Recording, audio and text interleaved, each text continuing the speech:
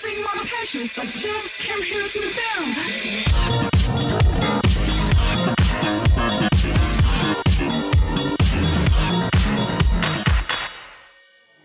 Donc l'idée ici, c'est de vous montrer un petit peu les contributions des travaux qu'on a en cours chez Tralalaire pour inciter à coder, pour décoder le monde du numérique, le monde qui nous entoure. Donc ce dont je vais vous parler aujourd'hui, c'est une application qu'on a développée qui s'appelle GameCode et qui fait partie d'un programme un peu plus vaste qui s'appelle l'École du Code, qui est soutenu par les programmes d'investissement d'avenir et par la Caisse des dépôts en l'occurrence. Et donc GameCode fait partie de la collection de ressources qu'on développe dans le cadre de ce programme. Et donc je vais vous en parler un petit peu plus.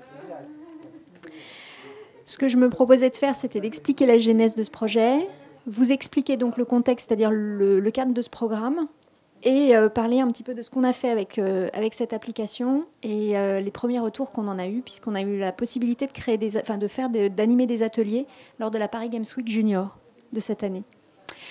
Juste pour nous présenter un peu plus, je ne sais pas si vous connaissez Tralalaire, mais oui, et... On a fait, en fait, moi j'organise un festival de cinéma pour enfants à Biarritz. D'accord. Tralalaire est venu animer des ateliers, on connaît un petit peu, on aime beaucoup. Ah, merci. Donc voilà, on est des créateurs de ressources numériques éducatives qui sont animées. Donc, on a 3 gros piliers autour de la pédagogie, le digital et la dissémination. C'est-à-dire que l'idée, c'est quand même de répandre un petit peu l'usage de ces nouveaux médias et puis du coup d'avoir des bonnes pratiques autour de la citoyenneté numérique, la littératie numérique, etc. Donc là, c'est juste pour resituer le type d'outils qu'on fait. Donc ça peut être des applications, des plateformes web, des livres numériques, du print, du serious game, etc. Donc c'est très varié le type de développement qu'on a pu faire. La genèse, l'idée était ici de vous montrer qu'on n'est pas opportuniste par rapport au code, parce qu'on est quand même dans l'école 42, donc on est quand même autour de la programmation, et ce programme qu'on a, École du Code, va parler de la programmation. Et on n'arrive pas en opportuniste là-dessus, parce que si, dans l'ADN de Tralalaire, on a la fait de produire des ressources éducatives numériques, on s'intéresse aussi à nos nouveaux usages. Les écrans sont partout, le numérique est partout, donc c'est important aussi d'éveiller ça, et une manière de comprendre cet environnement numérique, c'est aussi de s'intéresser à la programmation. Et on espère, à travers les applications qu'on va développer, déjà de démystifier l'utilisation du code, l'utilisation du numérique, et de voir qu'à travers cette utilisation-là, on comprend aussi mieux le monde dans lequel on est. Donc ce que je vous ai remis ici, c'est un petit peu un historique. Alors, les échelles de temps ne sont pas très bien respectées, mais c'était pour que ça reste lisible. Donc Tralalaire, depuis 2000, fait un accompagnement pédagogique des outils qu'il développe. Depuis 2007, à travers la collection Vincelou, et ensuite Internet sans crainte, programme européen dans lequel on est ambassadeur, on développe des ressources qui vont éveiller justement cette citoyenneté numérique, la responsabilité qu'on a par rapport à ça, et puis du coup éveiller cet esprit critique par rapport à cet usage du numérique. Donc il y a eu des exemples de Serious Game comme 2025 Ex Machina qui a présenté différents volets autour du numérique, de l'usage du numérique et des bonnes pratiques à avoir. Un premier essai d'utilisation du code pour faire du pixel art qui était Glimcode, et c'est grâce à ce projet, cette application, qu'on a eu le soutien du programme d'investissement d'avenir pour aller plus loin et développer d'autres applications qui utilisent le code pour faire quelque chose. Donc le fameux programme École du Code. Donc École du Code, son objectif, c'est vraiment de déployer massivement des ateliers d'initiation au code et à la culture du code, bien sûr à déployer sur toute la France. Donc les grandes lignes d'action, c'est à travers une formation qui peut être faite sur mesure en fonction des besoins, des localités, des endroits où elles vont avoir lieu. Donc on vise d'abord tout le temps périscolaire, mais à terme le temps en classe également, à travers l'utilisation d'une collection d'applications qui sont créées exprès, et le déploiement à grande échelle, donc l'expérimentation à grande échelle de ces usages, de créer finalement justement de bonnes pratiques, un partage de bonnes pratiques au sein d'une communauté qui serait animée également. Donc on mène ça avec Bibliothèques sans frontières, le porteur du projet, et avec tout un tas de partenaires que vous voyez ici, avec les différents logos également.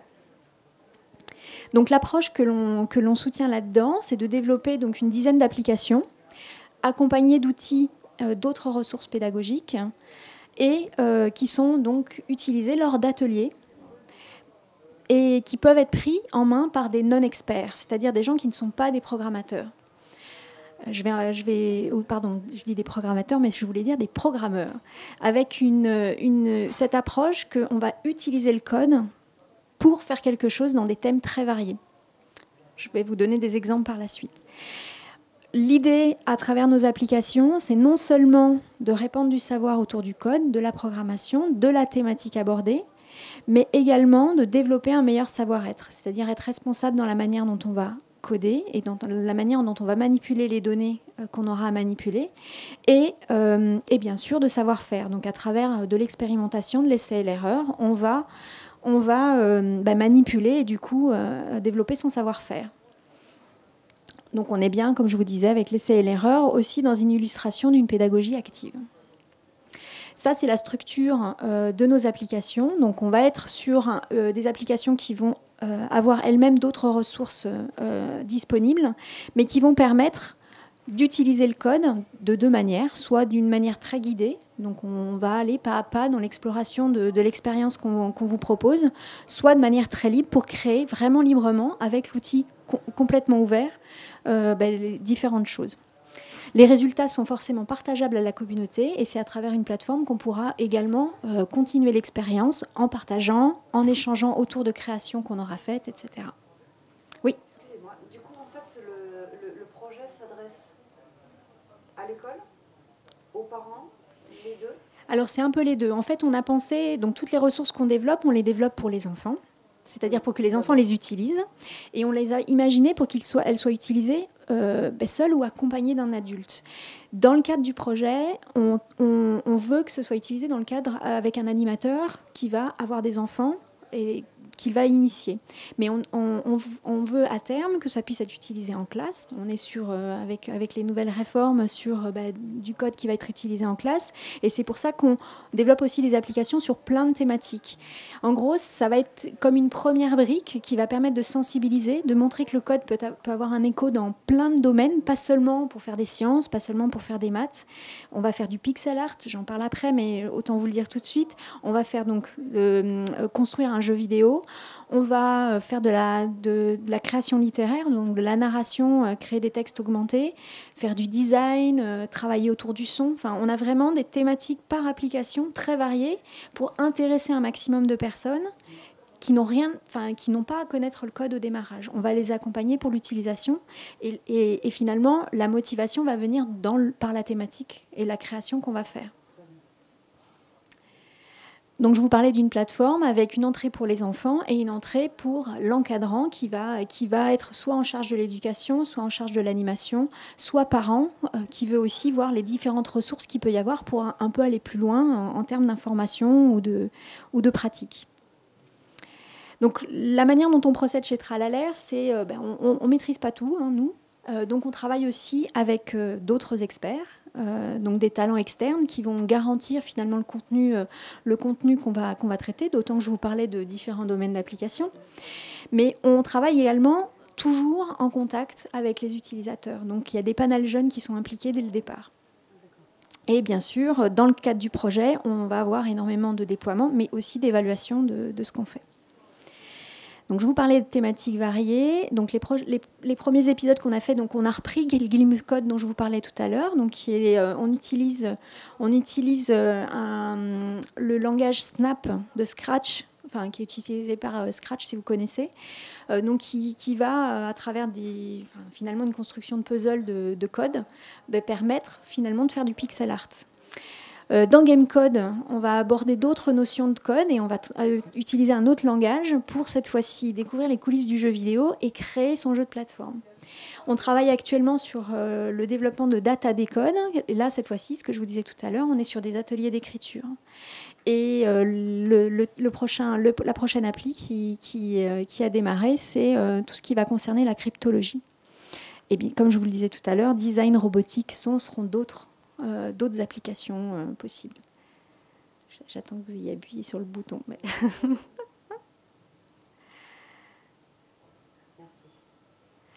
Donc, GameCode, je vous en parle depuis tout à l'heure. Créer son jeu vidéo.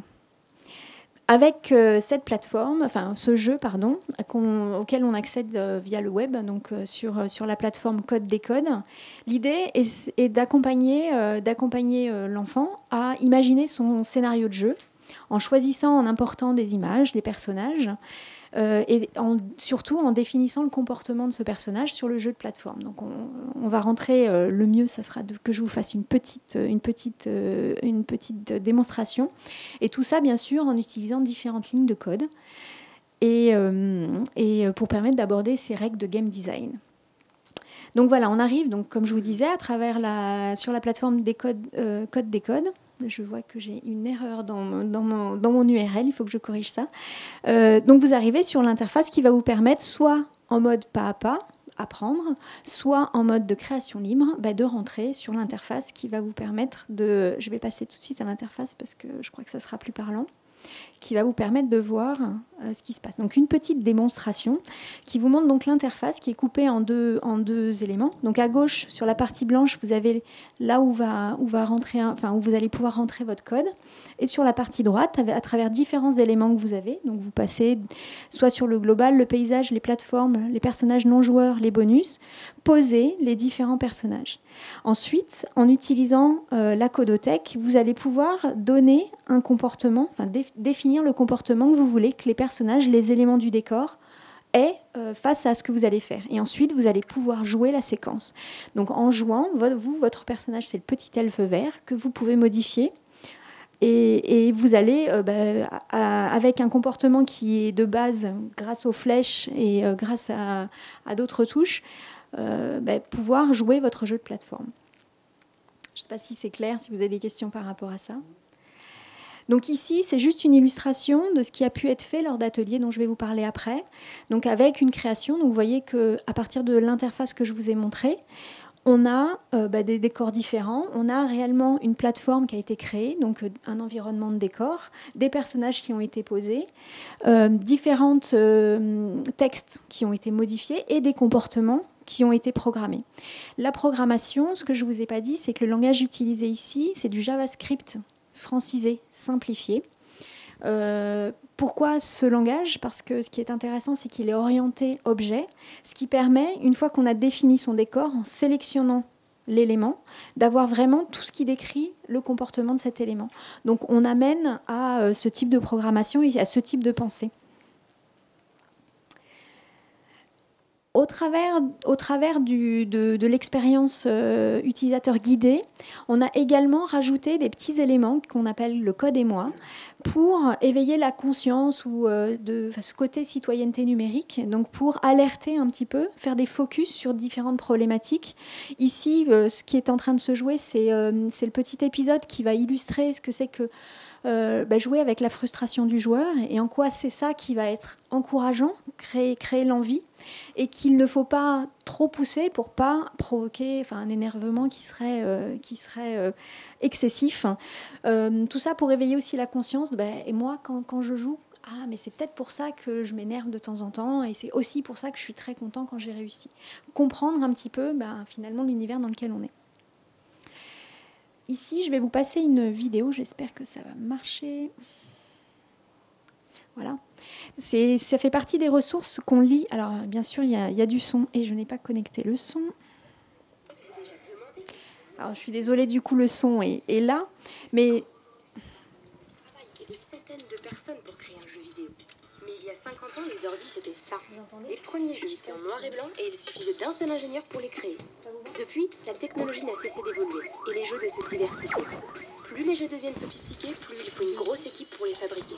Dans certains studios de création, il faut parfois pour un même jeu vidéo. Donc comme je vous disais, c'est une...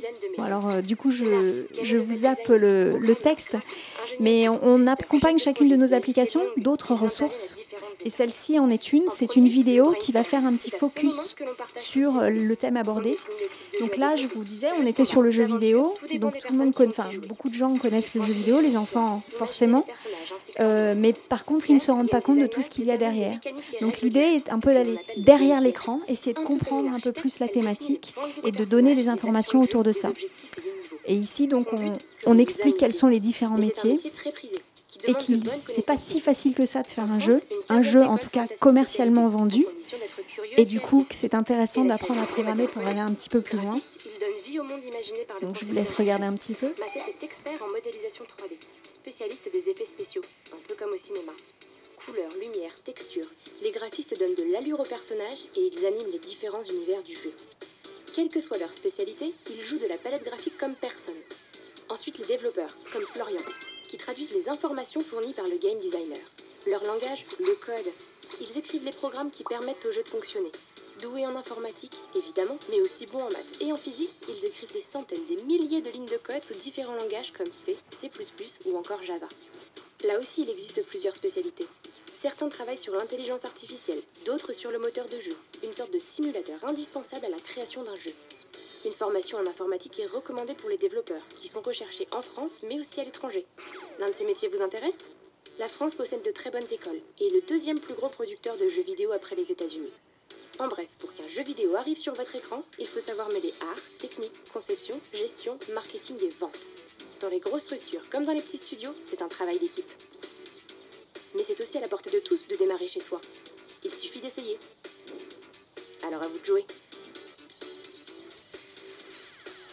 Donc voilà, c'est un exemple de format qu'on a gardé court, essayer d'être un peu dynamique, mais avec quand même de l'information dedans. Ce qui est intéressant, c'est que du coup, vous faites le parallèle. En fait, il y a un côté vie réelle, vie virtuelle. Voilà, ramener à virtuelle, oui. Qui permet du coup de donner du sens. En voilà. fait, le code, pourquoi, et comment se projeter en fait. Exactement. Au-delà de la réalisation immédiate. Exactement, voilà. La réalisation immédiate est finalement l'excuse au départ, mais ça nous amène à réfléchir, à nous mettre dans la peau du créateur de jeu. Et du coup, se poser les questions. Et là, on arrive avec de la ressource, donc on essaye de rendre dynamique et attractive. Et pour du coup, on est peut-être plus facile, enfin c'est plus facile de réceptionner une information en étant sensibilisé finalement à cette création-là. Et c'est dans ce but-là qu'on a fait ces vidéos complémentaires. On est sur quelque chose, comme je vous le disais tout à l'heure, on aimerait bien que ce soit utilisé dans le cadre à l'école. Ça permet aussi d'avoir d'autres formats pour faire réagir justement les enfants, les élèves dans différents contextes et pour permettre, on en parlait un petit peu dans la conférence d'avant, d'avoir différents formats, donc peut-être convenir à plus de personnes encore, quoi. On peut être plus à l'aise avec ça. Donc je terminerai sur les différents retours qu'on a eus, puisqu'on a pu faire, comme je vous le disais, des ateliers lors de la Paris Games Week qui vient de se passer, donc Paris Games Week Junior sur le stand de Pédagogeux. Comme le sait, les pédagogues étaient nos partenaires, donc forcément, ils nous ont donné un espace de choix. Donc là, je vous ai juste mis quelques photos qui ont été prises pendant ces ateliers. Et si on veut en tirer, on est en train d'analyser tous les résultats, parce qu'on a eu pas mal de questionnaires de remplis. Donc c'était 5 jours, 4 ateliers par jour en moyenne, pour 16 enfants en moyenne. On a refusé du monde quasiment tout le temps. Tous les ateliers étaient complets. Parfois les enfants étaient accompagnés, c'est-à-dire que les parents voulaient aussi assister. Alors on faisait en fonction de la disponibilité des chaises. Et en tout, donc c'est à peu près 300 enfants qui ont été formés à GameCode. On a collecté, pas au démarrage parce que c'était des centres de loisirs qui venaient, etc. Mais donc en gros sur les 250 enfants qui n'étaient pas de centre de loisirs, on a eu 200 mails de connectés, c'est-à-dire que les parents, et c'était complètement spontané, hein, on leur a demandé si vous voulez être tenus informés du projet, et ils nous ont demandé oui je veux voir. Et puis comme je vous le disais, il y a la possibilité de partager ses créations, donc c'était aussi un moyen de retourner sur la plateforme, de réessayer encore et de retrouver les jeux qui ont pu être créés. On a vu donc des éducateurs, des parents, des jeunes adultes, donc d'une vingtaine d'années, qui disaient « mais vous dites que votre collection est réservée aux 9-14 ans, mais en fait moi j'ai bien envie de l'utiliser ». Et donc qui venaient en inscription spontanée et ou en demande d'information et de suivi. Je vous ai mis également des petits témoignages glanés pendant ces 5 jours. Le premier d'un petit enfant qui en utilisant l'outil, nous a dit « mais en fait c'est simple ». Donc, on était assez contents de ce genre de retour. C'était pas le seul à en parler. Un animateur à qui on demandait ce qu'il pensait de l'outil, parce que c'est quelqu'un qui donne lui-même des cours de sensibilisation à la programmation, et qui me dit vous voyez, les 2 filles là, elles viennent jamais à mes séances d'informatique, et ça fait 45 minutes que je les vois coder, quoi. Et donc, et donc, je vous en ai mis un dernier pour faire un petit peu un panel de ceux qui ont participé. Une maman qui, bien sûr, a dit à son fils « Bon, je veux bien t'accompagner à la Paris Games Week, voir tes jeux, mais alors tu t'inscris à un atelier, etc. » Donc, qu'il avait inscrit de force. Il y en a qui venaient spontanément, il y en a d'autres qui étaient plus forcés, mais qui, en contrepartie, a constaté que son gamin a adoré utiliser l'outil, très satisfait de créer son jeu. Et certains autres parents nous témoignaient aussi en disant en plus, en le voyant travailler dessus, en le voyant faire et être impliqué là-dessus, on a vu aussi la complexité que ça pouvait être derrière, qu'ils arrivaient à le faire. Et finalement, on ne voit plus vraiment le jeu comme un gadget, quoi. Donc je pense qu'il y avait un vrai potentiel à travers ça, et on était vraiment contents de ces retours. Voilà, c'est tout ce que je voulais vous dire aujourd'hui. Je ne sais pas si vous avez des questions. Et en tout cas, merci pour votre attention et merci d'être resté jusque-là. Merci. C'est des beaux défis, en fait. Je pense qu'effectivement, je peux y aller là-dessus, mais effectivement, je pense que la problématique aujourd'hui, elle est plus de convaincre les adultes de l'intérêt du code, même si on est tous un peu concernés en se disant que oui, c'est la nouvelle grammaire c'est la grammaire du 21e siècle, oui, mais en fait, il y a toujours cet œil un peu désobligeant ou en fait marqué en se disant le jeu vidéo, il y a une connotation négative assez forte. Et on se rend compte qu'on se met aussi soi-même des barrières. On en parlait tout à l'heure. Je ne sais pas si je vais y arriver, je ne sais pas si je vais maîtriser. Et on a eu vraiment l'impression d'assister à des...